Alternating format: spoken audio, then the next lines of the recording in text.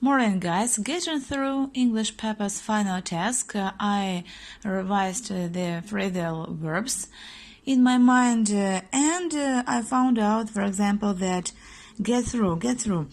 I seldom use this phrasal verb. However, I know it. Put up with, I forgot. Then get round. I know this verb in the meaning to tackle a problem.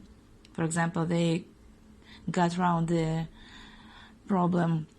Then break out, seldom used in my speech, but I'm gonna graduate this from this marathon with perfect knowledge, so I will work out these verbs once again.